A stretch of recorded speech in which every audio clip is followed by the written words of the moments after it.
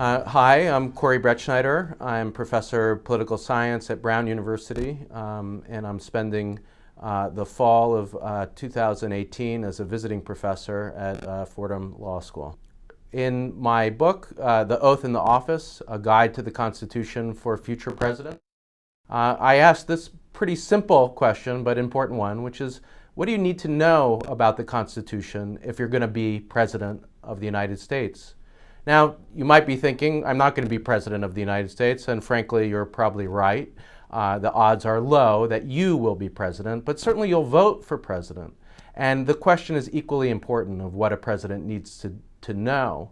That's the question you have to ask yourself about the Constitution if you want to vote for President, as you should. One of the simplest places to start, which looks very simple but reveals a lot, is the requirement that the first second in office, that the President take the oath of office. The President is required by the Constitution, Article 2, to say these very specific words. I do solemnly swear that I will faithfully execute the office of President of the United States and will, to the best of my ability, preserve, protect, and defend the Constitution of the United States.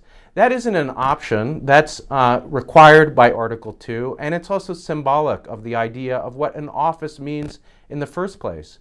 The President isn't elected to do whatever he or she desires, to seek glory. They're expected, and it's demanded of them, that they comply with the requirements of the Constitution of the United States. Now, when I was a kid, I remember I walked in a parade behind Mayor Koch at the time, the mayor of New York City, very flamboyant, and he asked for vanilla ice cream. And one of the aides that was walking in this parade with us ran across a field and came back with a vanilla ice cream. I was about 9 at the time, and I thought, wow, what power. I want to be President of the United States. I want to be able to get ice cream on demand.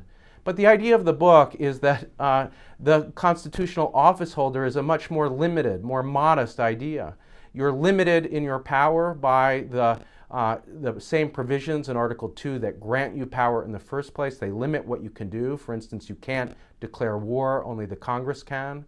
The Bill of Rights limits what you can do. You can't threaten, for instance, to put your opponents in jail. The right of free speech requires that you not be allowed to do that, that you respect the right to free speech. And ultimately, if you fail in these duties to comply, not just comply with, but uphold the Constitution, there are, as George Washington aptly put it in his second inaugural address, constitutional punishments that can be doled out. As he put it, if I fail to comply with the oath, I'm paraphrasing, but he said basically, subject me to constitutional punishment.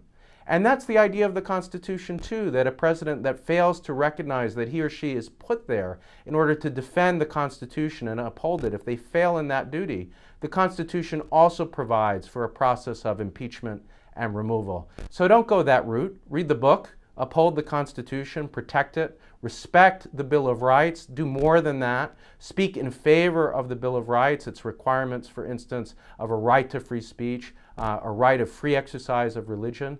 And if you fail to do so, you do so at your own peril, because there's a process also for impeaching and removing a president that fails to respect and uphold the oath of office.